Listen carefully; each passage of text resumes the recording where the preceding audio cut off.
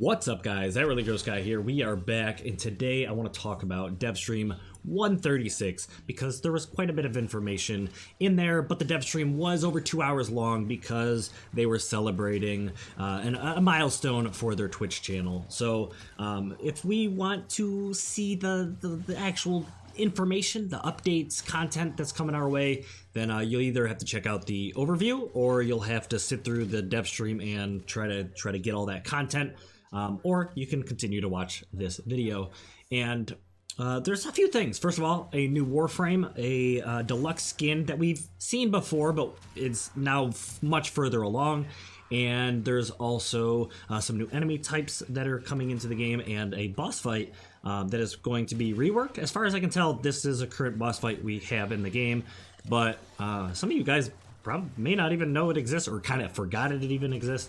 Anyways, we'll take a look at that in just a few moments, but I guess we'll get into some of the juicy stuff right off the bat, and we'll go with the new Warframe that's coming our way. That Warframe's name is Otto Liske, or Otto Liske.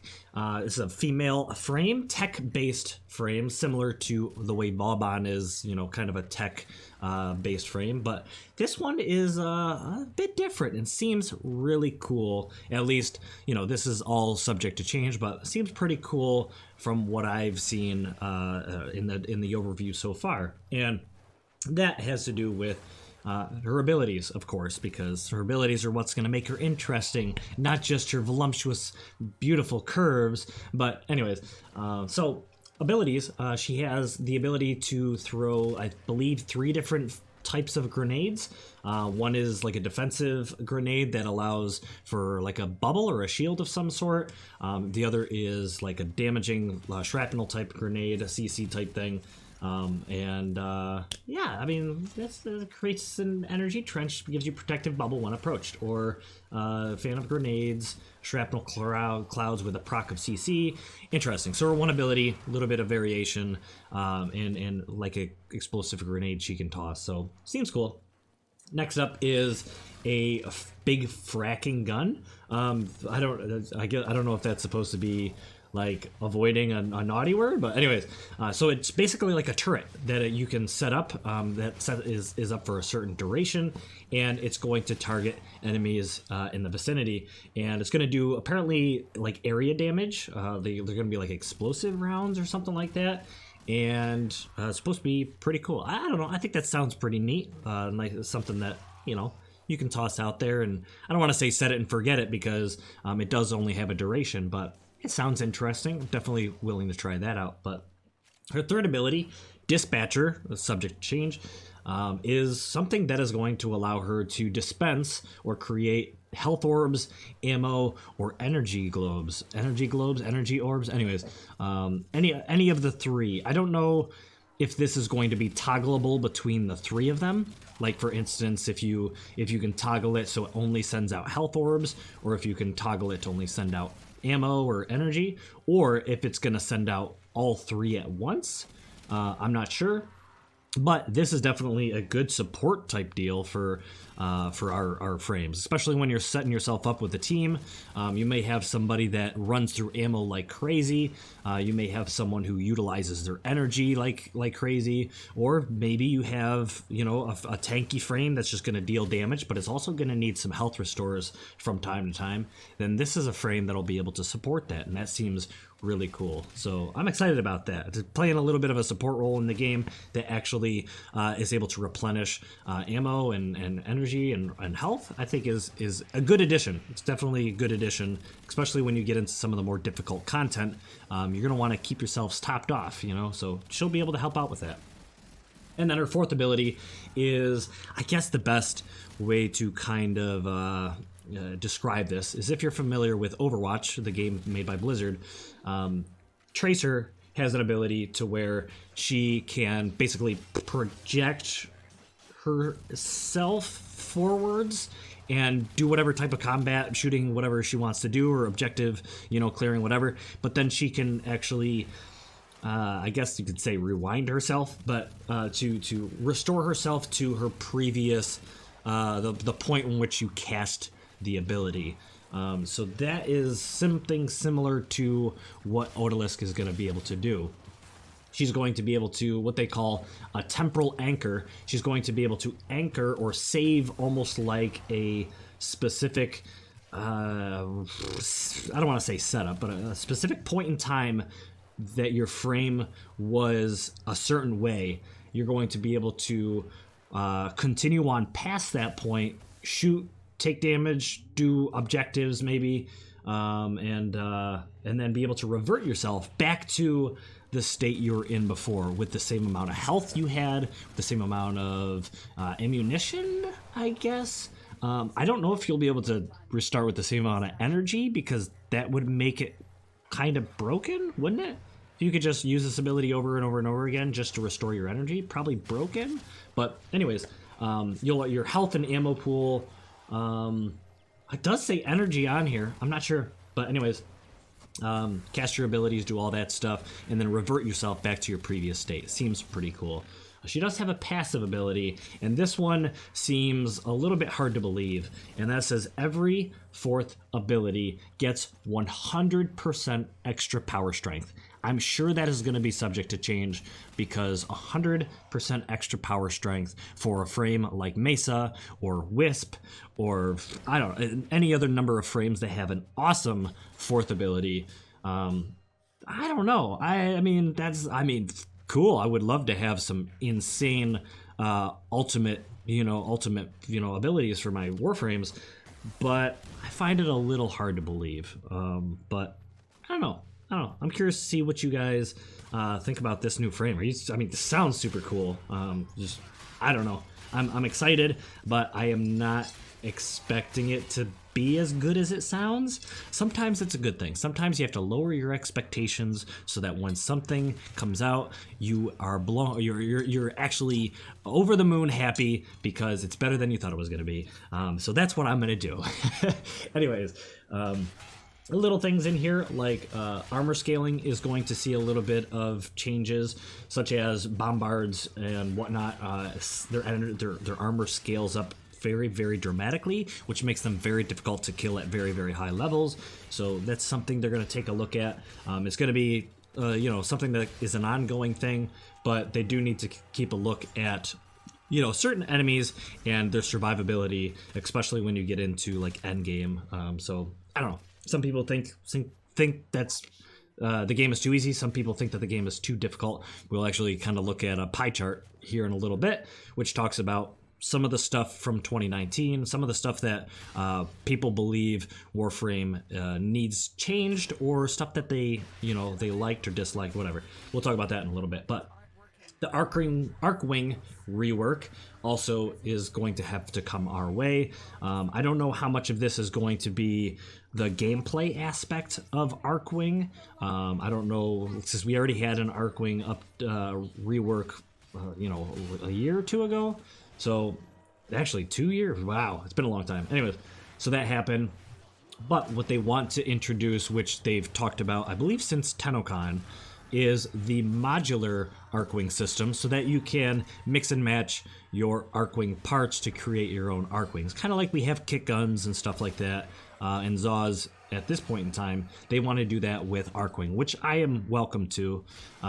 You can maybe, I don't know if this is this is maybe a little bit too specific and it's not going to work this way, but say you're a really big fan of the Elytron, and but you really want to have the abilities from, the Odonata or something like that. Maybe then you could use the wings of the Elytron and then the harness of the Odonata, and then you'll be able to mix and match your abilities and have a Archwing all of your own. Or if it's going to be a little bit different, where you put all four pieces together and they all have their own individual stats, kind of like they do, or like gameplay mechanic, kind of like they do with the kick guns.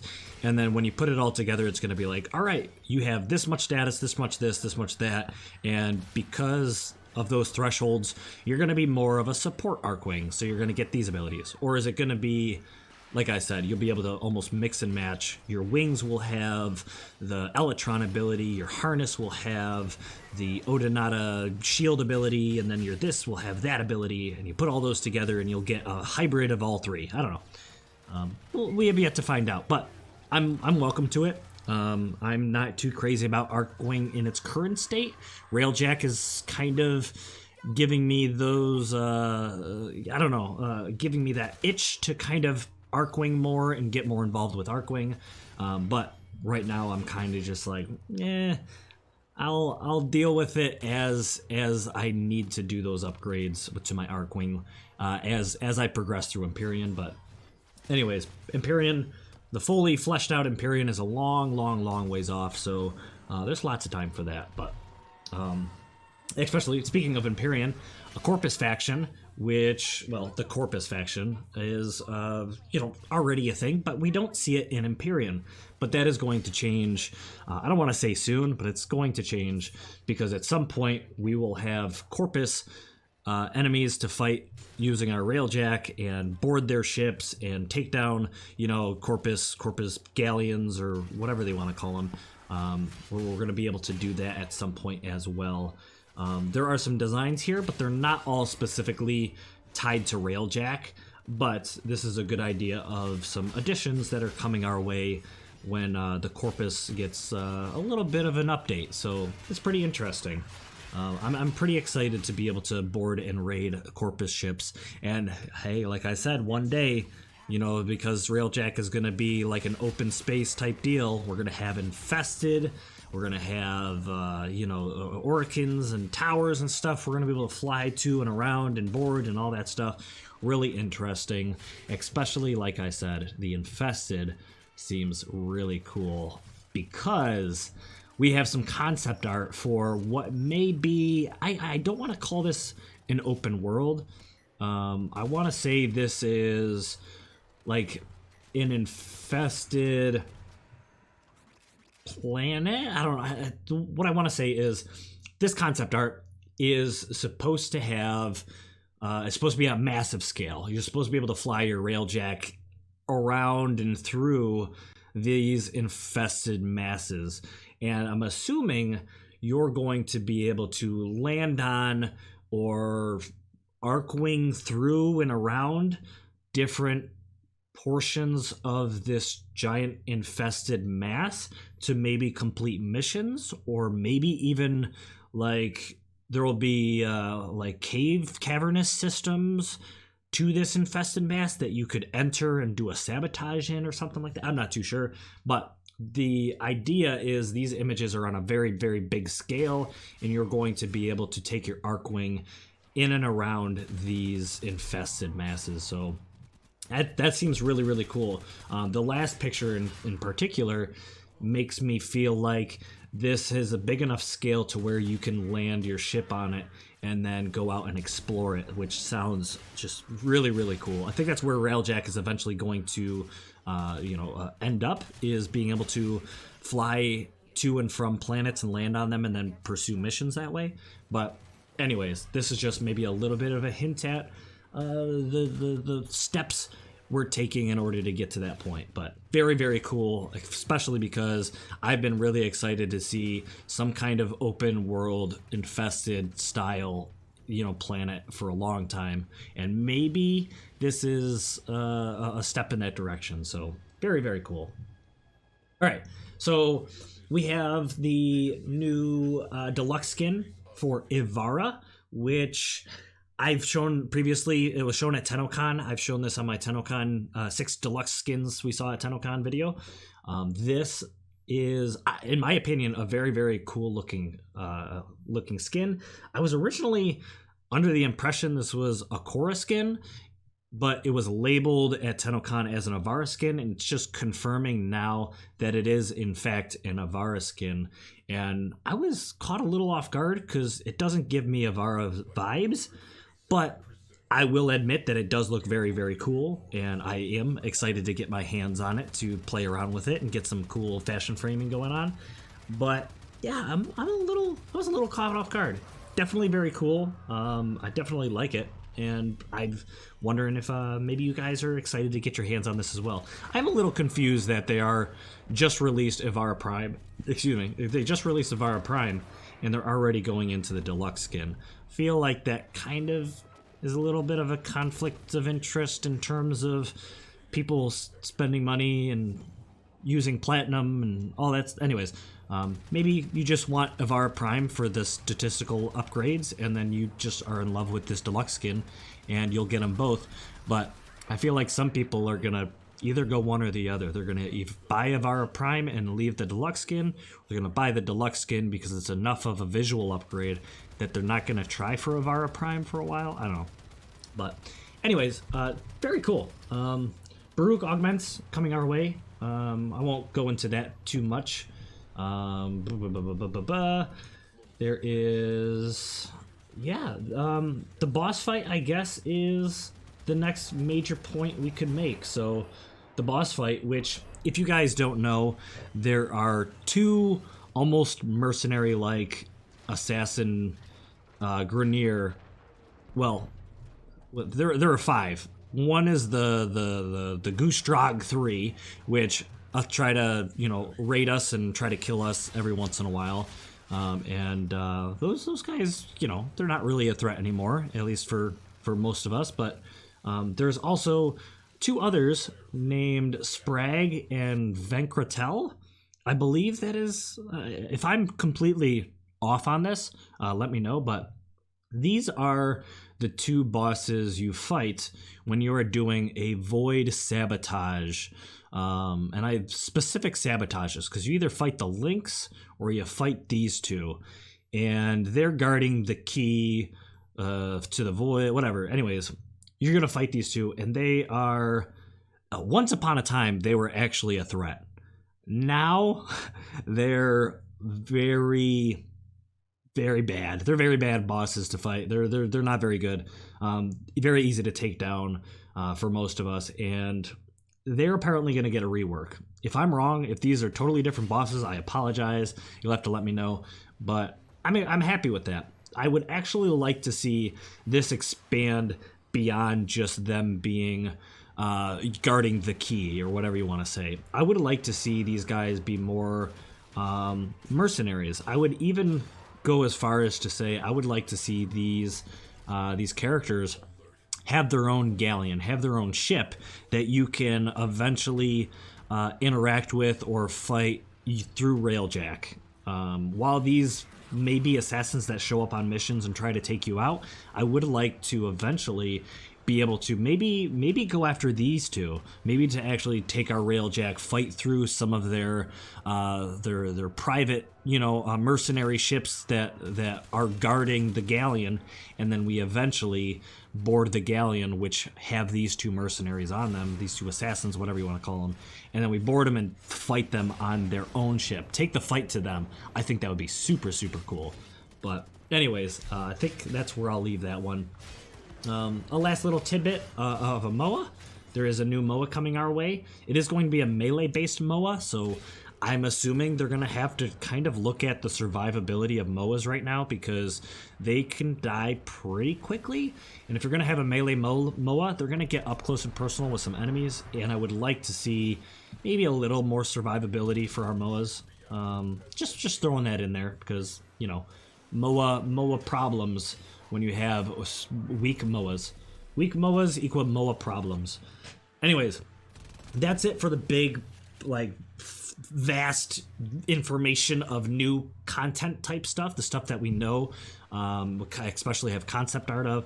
But I do want to touch base quickly for those of you who are interested in where I believe the dev team is going to be focusing their attention, and that is because they asked a few questions to the community of what they liked, what they disliked, and what impacts their Warframe experience and what they are looking forward to. So I'm going to jump in here really quick in terms of what people enjoyed the most. A lot of people were really happy with the Empyrean well, I say really happy. A lot of people enjoyed the update of the Empyrean content because I believe they think that there's a lot there's a lot to it. There's a lot more coming our way, and the Empyrean is a very fresh new thing in Warframe that people are really excited for. It's got a long ways to go, but I think people are pretty happy with it. Bugs aside, because those are being fixed as we speak, the actual core content and gameplay, Empyrean, I feel like people are happy with. The other thing is the melee reworks. Definitely a good update, definitely helped out. Stats and stuff, making some of these weapons much more valuable is a very good update that came our way. And I agree that I'm happy with that content. I didn't like it the most, but it was, there. Nightwave is new, and people seem to be liking Nightwave. I know there are people out there that dislike Nightwave because the rewards are not that great, and it does take quite a while to get all the achievements. So what I would like to see come Nightwave's way is, number one, it has to be more worth it. It has to be more worth the time investment. The other thing is, because we get formas and potatoes and stuff like that in there, that's definitely good. But I would like to see the challenges, instead of be tedious challenges like find, a bunch of medallions or something, whatever they are, the little ones. I'd rather have them be interesting stuff. I'd rather have them be, complete a weapon with, or complete a level whatever mission with just your melee. Complete, something, I don't know, to increase a little bit of that challenge, but at the same time, enjoyment. I don't know. Maybe you guys feel a different way, but that's what I would like to see. What did people enjoy the least? This is something I want to do a specific video on. Actually, I want to do a video on the Empyrean update as well as the Kuva Lich update, but specifically, what people enjoyed the least was the Kuva Lich system, and I completely understand that because it was portrayed as a much bigger, more interesting system than it currently is in Warframe, and it needs a lot of work. It needs to be improved and expanded upon, and I think that is going to be what happens. However, at this point in time, I feel like being able to find a Kuva Lich, interact with them a few times in order to figure out what your setup has to be, and then kill them within a fairly short amount of time is not what I was expecting. It's not what I want. I really want these guys to be an ongoing, lingering threat that I can back and forth with them dozens of times, and then maybe eventually, like we saw at TennoCon, is board their ship and then take them down, and then move on from there into another Kuva Lich maybe at some point, or in fact, the weapons that we get, the signature weapons that they have, I would rather see us, encounter them and disarm them, maybe even like sever their arm or something like that in order to get them to drop the weapon, and then they actually bail and maybe disappear for a little while, and then come back stronger, with more ships or more this or that, what I mean, more mechanics. That's what I want to see.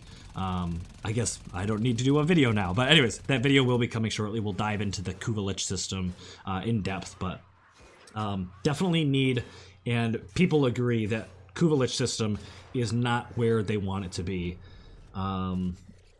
Other than that, I guess we have Empyrean. People did say they liked the least, but I'm assuming part of that is because of the grind it takes to get your own railjack. Even though you don't necessarily need to get your own railjack, I think people, because they want to catch them all, you know what I mean? They want their own railjack, and at the same time, there were a lot of bugs and problems with Empyrean when it came out, so definitely a work in progress, but that's why I think it is on this chart for what they enjoyed the least. Following that, what negatively impacts your Warframe experience the most? This one is pretty much a given and is definitely something the dev team needs to work on, and that is the repetition and the grind. Not all of us have a bunch of time to go and grind out the new primes and the new, prime weapons, prime frames, the platinum in order to buy, all of the new appearance and fashion frame stuff, and then grind for the arcanes in order to get that end game going. Platinum, trying to keep that platinum number as high as possible so we can buy ribbons and grind for more Kuva, and just lots of repetition and grind, and I feel like that does need to come down a bit. I don't. Maybe you guys. I mean, I understand that Platinum is there and all that stuff, and they got to make money and blah blah blah. But I, especially someone who now works 6 days a week, the last thing I want to do is log into Warframe just to get a grind, like just a grind. For instance, Railjack just came through, and grinding for the credits and the new components and the resources in order to build that has really made me just log out of Warframe much faster now. But that's just the new update, the new resource costs problem that I have with just my lack of time, and I'm sure a lot of people are in the same boat. So, and then here's another example. Like I said, people saying about 10% of people saying that the game is too difficult, but there's another 10% of people saying this game is not difficult enough. So I don't know where you find the balance. I think the fact that 80% of people are not worried about that at all, they're worried about this other stuff, probably is that a good percentage? I don't know, but probably. I'm not an endgame player. I don't necessarily try to go in survivals and whatnot for hours and hours and hours, so I can't really speak on, this game is not difficult enough because these level 1000 bombards die in one shot. I have no idea. It's not for me.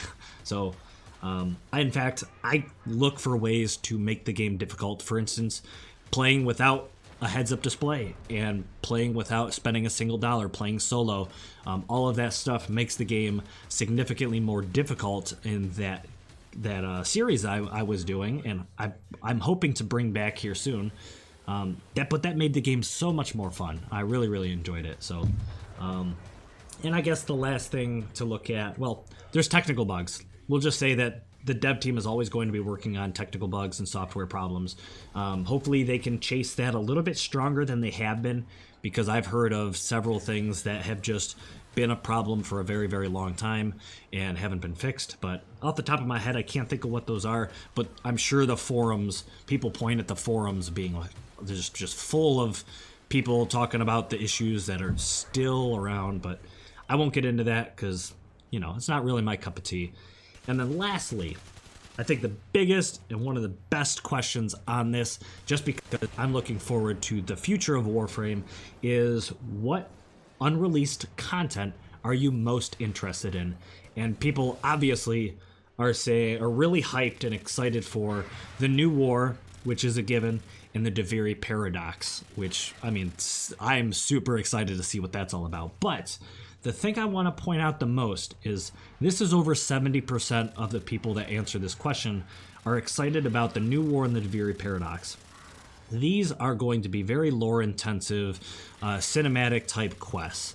And this is stuff that the dev team, well, specifically I believe Steve was kind of bringing it up, is that they were going to be doing away with a lot of this and implementing lore into the game in other ways. Nightwave is kind of one of them. But I think this is one very this is the over 70% of the community, if you consider this the whole community, the people that answer this question are saying, no, we love and truly enjoy, and this is part of what we enjoy Warframe for the most, is that story-driven cinematic stuff, and we do not want to lose that.